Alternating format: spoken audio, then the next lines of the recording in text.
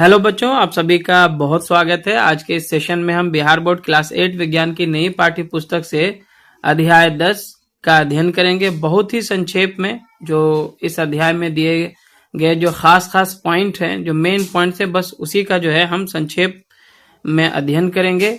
और इस अध्याय का नाम है बच्चों ध्वनि, इसे अंग्रेजी में साउंड कहा जाता है। और ध्वनि का हमारे दैनिक जीवन में बहुत ही ज्यादा इम्पोर्टेंस है। ध्वनि के बिना जो है हमारा काम नहीं चल सकता है। अब मान लिया जाए कि आप विद्यालय में हैं, आपका एक पीरियड समाप्त हो गया, दूसरे सब्जेक्ट का क्लास शुरू होगा, ये कैसे आपको पता चलता है? तो आपके विद्यालय में इसके लिए जो है घंटी लगी होती है और घंटी के माध्यम से जो है हम लोगों को पता चल जाता है कि ये जो पीरियड था वो समाप्त हो गया, आगे जो है दूसरे सब्जेक्ट की पढ़ाई होगी। और इसी तरह से आपके घरों में देखिएगा डोरबेल लगा होता है। जब कोई घर के बाहर खड़ा होकर उसको स्विच करता है तो घर के अंदर जो है डोरबेल बज जाता है और हमें पता चलता है कि कोई जो है दरवाजे पे खड़ा है। इसी तरह से हम अपनी बातों को दूसरों तक, चाहे वो पंछियों की आवाज हो या एक मनुष्य दूसरे मनुष्य से जो कम्युनिकेट करता है, बात करता है, ये हम किसके द्वारा जो है वहां तक पहुंचा पाते हैं। तो ये सब का सब जो है ध्वनि के कारण ही हो पाता है ना। ध्वनि का हमारे जीवन में एक महत्वपूर्ण स्थान है। एक दूसरे से संपर्क करने में यह हमारी सहायता करता है। अपने चारों ओर हमें विभिन्न प्रकार की ध्वनियां सुनाई पड़ती हैं। और आपने जो है विद्यालय के संगीत कक्ष में बांसुरी, तबला, हारमोनियम आदि वाद्य यंत्रों की ध्वनियां भी सुनते हैं। यहाँ पे कुछ वाद्य यंत्र यानी कि जो म्यूजिक इंस्ट्रूमेंट होते हैं वो यहाँ पे आपको दिया गया है। इन सब की आवाजों से भी आप वाकिफ हैं, आपने भी जरूर सुना होगा। तो बच्चों, ध्वनि कैसे उत्पन्न होती है, यह एक स्थान से दूसरे स्थान तक किस प्रकार पहुंचती है, ध्वनि को हम कैसे सुन पाते हैं, कुछ ध्वनियां दूसरों की अपेक्षा प्रबल क्यों होती है, इस अध्याय में हम ऐसे ही कुछ प्रश्नों के उत्तर जानने का प्रयास करेंगे और ऐसे ही कुछ प्रश्नों पर विचार विमर्श करेंगे। तो बच्चों, सबसे पहले हम जानेंगे कि ध्वनि कंपित वस्तुओं द्वारा उत्पन्न होती है। कोई भी ऐसी वस्तु जो कंपन करती है, कंपित होती है, तो उससे ध्वनि उत्पन्न होता है। Sound is produced by a vibrating body. जब कोई वस्तु वाइब्रेट होती है ना, कंपित होती है, तो उससे क्या होता है, साउंड क्रिएट होता है। आप किसी भी ऐसे वस्तु को आप देख सकते हैं जिससे साउंड क्रिएट हो रहा है, वो क्या होता है, वाइब्रेट होता है। आप स्पीकर को ही देखिए तो वहां पे लगेगा कि वो हिल रहा है। या फिर आप कोई इस तरह से देखिए, यहाँ पे एक दिया गया है कड़ाही पर चोट मारते हुए। आप इस कड़ाही पे जब चोट मारते हैं तो इसमें कंपन होता है और इसी के साथ साथ जो है वॉइस क्रिएट होता है, आवाज निकलती है। आप अगर रबड़ के छल्लों को खींचते हैं, मान लिया जाए कि यहाँ पे आप एक रबड़ का छल्ला ले करके उसे पेंसिल बॉक्स पे इस तरह से चढ़ा दें और इसके नीचे जो है दो पेंसिल को इस तरह से रखकर आप इस रबड़ को खींचिए, तो रबड़ क्या होती है, कंपित होती है, वाइब्रेट होती है और एक साउंड क्रिएट होता है। तो हम कह सकते हैं कि किसी वस्तु की अपनी माध्य स्थिति के इधर उधर या आगे पीछे, है ना, माध्य स्थिति का मतलब जब वो अपने विराम में है और जब हम उसे खींचते हैं तो वो अपनी माध्य स्थिति के इधर उधर या आगे पीछे गति करती है, तो इन्हीं गति को जो है कंपन या वाइब्रेशन कहते हैं। अर्थात हम कह सकते हैं कि किसी वस्तु का बार बार इधर उधर गति करना कंपन कहलाता है और कंपन को हम दोलन गति भी या फिर ऑसिलेटरी मोशन भी कह सकते हैं। जब हम किसी वाद्य यंत्र यानी कि जो म्यूजिकल इंस्ट्रूमेंट्स होते हैं, जैसे सितार के तार को कर्षित करते हैं, खींचते हैं, तो हमें केवल तार की ही ध्वनि नहीं सुनाई देती है। वास्तव में संपूर्ण यंत्र जो है वो कंपन करता है और इस पूरे यंत्र के कंपन से उत्पन्न ध्वनि को हम सुनते हैं। इसी प्रकार जब हम किसी मृदंगम की झिल्ली पर आघात करते हैं, यानी कि किसी ढोल के झिल्ली पर जब आघात करते हैं, तो हम केवल झिल्ली की आवाज ही नहीं सुनते बल्कि संपूर्ण यंत्र की आवाज सुनते हैं। आगे है कि जब हम बोलते हैं, यानी कि मनुष्यों के अंदर जब हम बोलते हैं तो क्या हमारे शरीर का भी कोई भाग कंपित होता है? तो आगे दिया गया है मनुष्य द्वारा उत्पन्न ध्वनि। तो मानवों में ध्वनि वाक यंत्र अथवा कंठ, जिसको लैरिंक्स भी कहा जाता है, द्वारा उत्पन्न होती है। अपनी उंगलियों को कंठ पर रखे, ये आपके गर्दन में यहाँ पे होता है। कई बार जब हम खाने को निगलते हैं तो इसमें गति ऊपर नीचे होते हुए हम इसे देख भी पाते हैं। ठीक है, अपनी उंगलियों को कंठ पर रखिए तथा एक कठोर उभार को खोजिए जो निगलते समय चलता हुआ प्रतीत होता है।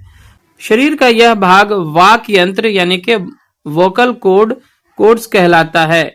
यह श्वास नली के ऊपरी सिरे पर होता है। वाक यंत्र या कंठ के आर पार दो वाक तंतु जो है इस प्रकार तनित होते हैं कि इनके बीच में वायु के निकलने के लिए एक संकीर्ण झिर्री बनी होती है। ठीक है, जब फेफड़े वायु को बलपूर्वक झिर्री से बाहर निकालते हैं तो वाक तंतु कंपित हो जाते हैं, जिससे ध्वनि उत्पन्न होती है। वाक तंतुओं से जुड़ी मांसपेशियां तंतुओं को तना हुआ या ढीला कर सकती हैं। जब वाक तंतु तने हुए और पतले होते हैं तब वाक ध्वनि का प्रकार या उसकी गुणवत्ता उस वाक ध्वनि से भिन्न होती है जब वाक तंतु ढीले और मोटे होते हैं। क्लियर है? पुरुषों के वाक तंतुओं की लंबाई लगभग 20 मिलीमीटर। पुरुषों के वाक तंतुओं की लंबाई लगभग 20 mm होती है। महिलाओं में इसकी लंबाई लगभग 15 mm होती है। बच्चों के वाक तंतु बहुत छोटे होते हैं। यही कारण है कि पुरुषों, महिलाओं तथा बच्चों की वाक ध्वनियां भिन्न भिन्न होती हैं। आगे है ध्वनि संचरण के लिए माध्यम की आवश्यकता होती है। Sound needs a medium for propagation. मान लिया जाए कि एक सूखे और खाली गिलास के अंदर आप एक सेल फोन को रखें, मोबाइल फोन को रखें और दूसरे मोबाइल से इस पर कॉल करें। आपको इसकी ध्वनि आसानी से इसके रिंगटोन की जो ध्वनि है सुनाई देती है। दूसरी बार आप क्या करें, इस गिलास को इस तरह से ढक लें पूरी तरह से और फिर इसमें कॉल करके देखें, और इस बार जो आपको ध्वनि सुनाई देगी या तो बहुत ही धीमी सुनाई देगी या ना के बराबर सुनाई देती है। तो क्या आप सोच सकते हैं कि ऐसा क्यों हुआ?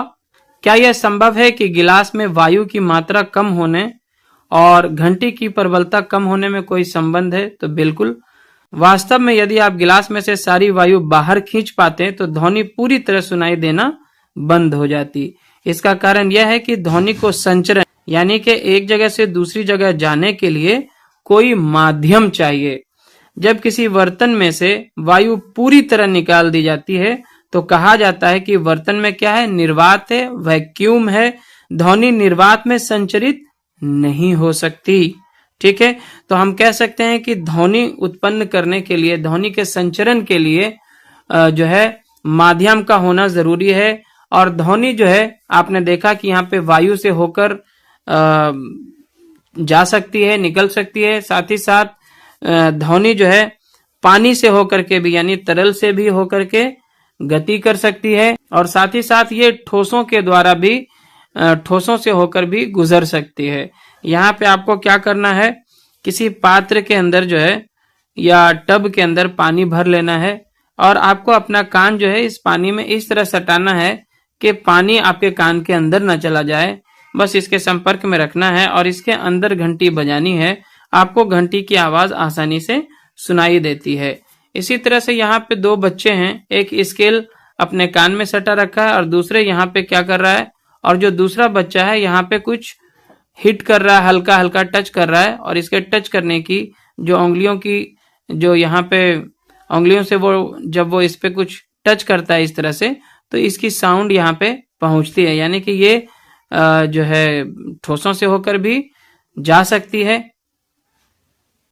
फिर आप कोई मेज या टेबल पर अपने हाथों से कुछ आवाज निकालने की कोशिश करें और दूसरी तरफ आपका मित्र जो है अपना कान इसमें सटा के रखे, तो वो आसानी से इसे जो है अच्छे से सुन पाता है।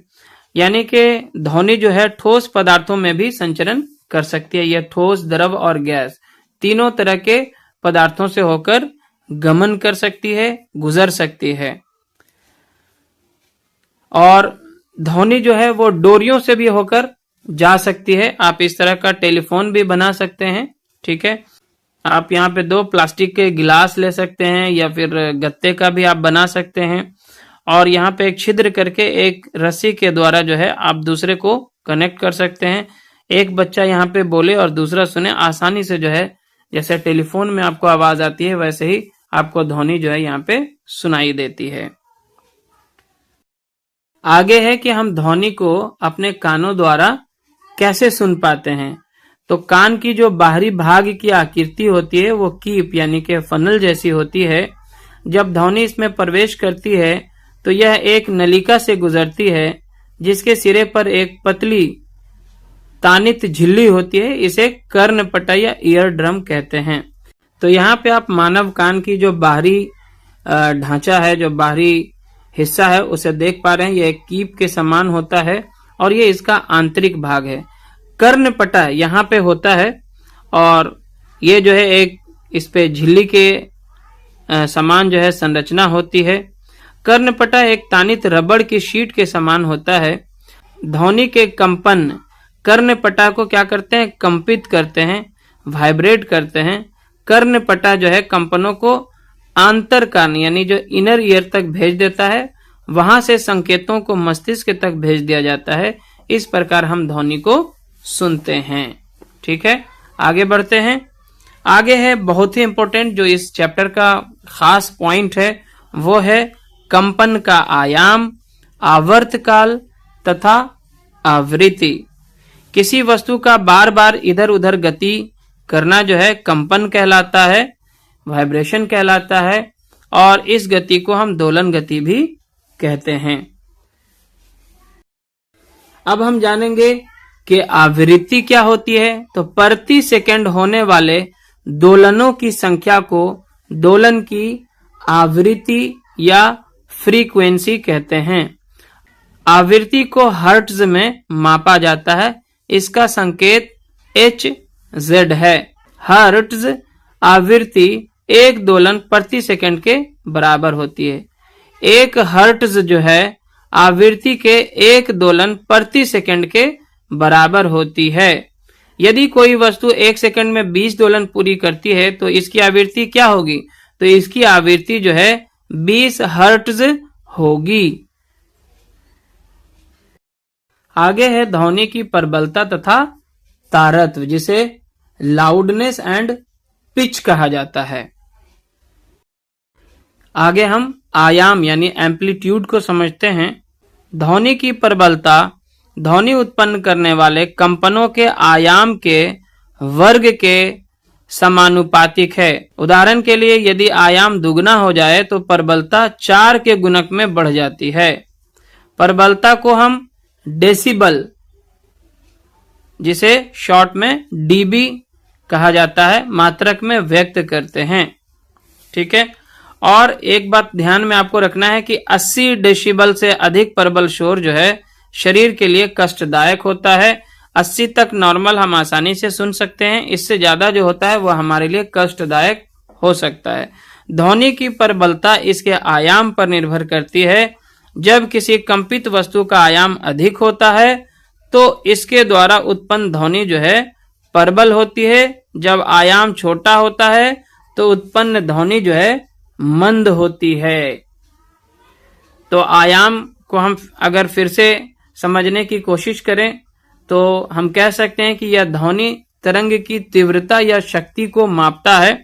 अब मान लिया जाए जब कोई ध्वनि उत्पन्न होती है तो तरंग क्रिएट होता है, इस तरह से मान लिया जाए, और ये इसकी मान लिया जाए कि मध्य स्थिति है। तो यह ध्वनि जो है तरंग की तीव्रता या शक्ति को मापता है। इसे तरंग की ऊंचाई के रूप में देखा जाता है कि तरंग की ऊंचाई जितनी ज्यादा होगी, है ना, तो उसकी जो ध्वनि की आवाज है, जो साउंड है, जो लाउडनेस है, वो उतनी ही ज्यादा होती है। तो इस तरह से हम आयाम को समझ सकते हैं। और जब आयाम जो है वो छोटा होता है तो ध्वनि भी क्या होती है, कम उत्पन्न होती है। आवृत्ति यानी कि फ्रीक्वेंसी जो होता है वो ध्वनि की तीक्ष्णता या तारत्व को निर्धारित करती है।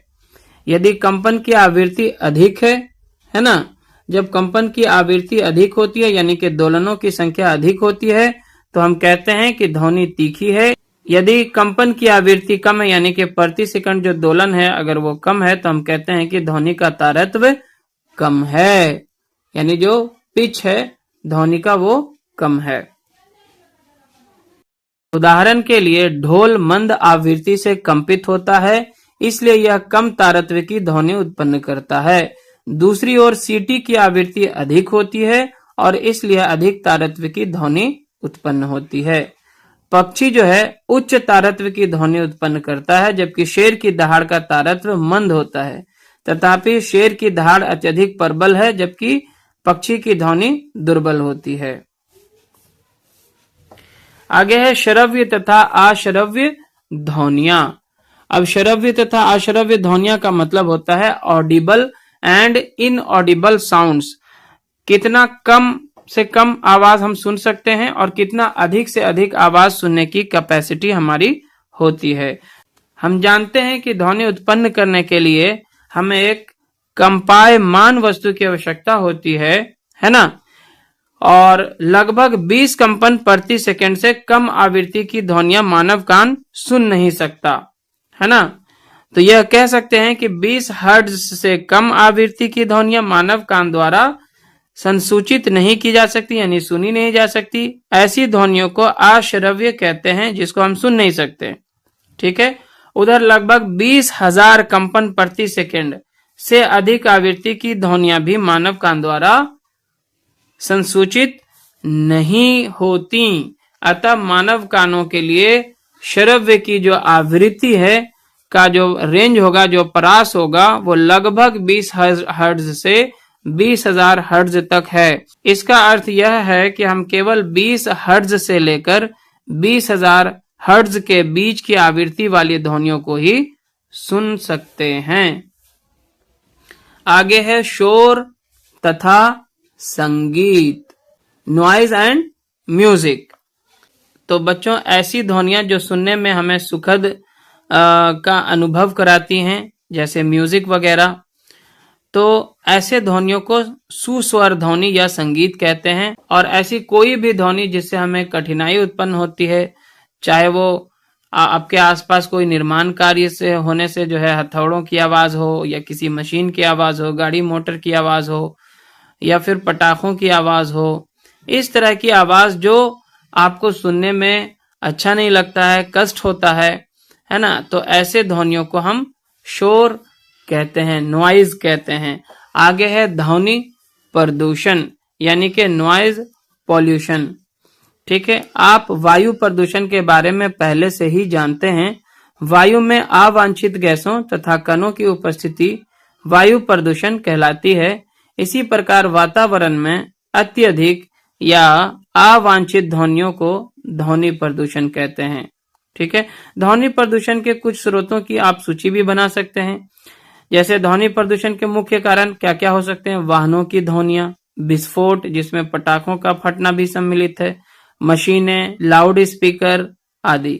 घर में कौन कौन से स्रोत ध्वनि उत्पन्न कर सकते हैं? तो ऊंची आवाज में चलाए गए टेलीविजन तथा ट्रांजिस्टर यानी कि रेडियो, रसोई घर के कुछ उपकरण जैसे कि आपका मिक्सर ग्राइंडर हो गया, ठीक है। साथ ही साथ आप अगर अपने घरों में कूलर या वातानुकूलक यानी कि एसी वगैरह इस्तेमाल करते हैं तो ये सब भी जो है ध्वनि प्रदूषण के लिए उत्तरदायी हैं। अब है कि ध्वनि प्रदूषण की क्या क्या हानियां हैं, इससे क्या क्या लॉसेस हो सकते हैं। तो आप जानते हैं कि परिवेश में अत्यधिक शोर की उपस्थिति अनेक स्वास्थ्य संबंधी समस्याओं का कारण बन सकती है। अनिद्रा यानी कि नींद न आना, अति तनाव जिसे हम उच्च रक्तचाप या हाई ब्लड प्रेशर, चिंता तथा अन्य बहुत से स्वास्थ्य संबंधी विकार जो है ध्वनि प्रदूषण से उत्पन्न हो सकते हैं। लगातार प्रबल ध्वनि यानी कि बहुत तेज साउंड के वजह से या प्रभाव में रहने वाले व्यक्ति को जो है सुनने की क्षमता अस्थायी अथवा स्थायी रूप से कम हो जाती है। आगे है कि ध्वनि प्रदूषण को सीमित रखने के उपाय क्या क्या हैं, कैसे हम इससे बच सकते हैं। तो ध्वनि को नियंत्रित करने के लिए हमें ध्वनि के स्रोतों पर नियंत्रण करना चाहिए। यह कैसे किया जा सकता है? तो इसके लिए वायुयानों के इंजनों, यातायात के वाहनों, औद्योगिक मशीनों तथा घरेलू उपकरणों में क्या लगाना चाहिए? रवशामक युक्तियां यानी कि साइलेंसर लगानी चाहिए। आवासीय क्षेत्रों में ध्वनि प्रदूषण को कैसे नियंत्रित किया जा सकता है? तो ध्वनि प्रदूषण उत्पन्न करने वाले क्रियाकलापों को आवासीय क्षेत्रों से दूर संचालित करना चाहिए। ध्वनि उत्पन्न करने वाले उद्योगों को आवासीय क्षेत्रों से दूर स्थापित करना चाहिए। स्वचालित वाहनों के हॉर्न का उपयोग कम से कम करना चाहिए। टेलीविजन तथा संगीत निकायों की ध्वनि प्रबलता कम रखनी चाहिए। टेलीविजन तथा संगीत निकायों की ध्वनि प्रबलता कम रखनी चाहिए। ध्वनि प्रदूषण के हानिकारक प्रभावों को कम करने के लिए सड़कों तथा भवनों के आसपास पेड़ लगाना चाहिए, जिससे कि ध्वनि आवासों तक ना पहुंच पाए। तो इस तरह से जो है ये अध्याय यहाँ पे हो जाता है कंप्लीट। संक्षिप्त में हमने इसके खास खास पॉइंट्स को जाना। अगर आपको ये वीडियो लेसन पसंद आए तो जरूर से इसे लाइक करें, शेयर करें अपने सभी दोस्तों के साथ। चैनल पे नए हैं या अपने चैनल को अभी तक सब्सक्राइब नहीं किया है तो सब्सक्राइब जरूर करें। धन्यवाद।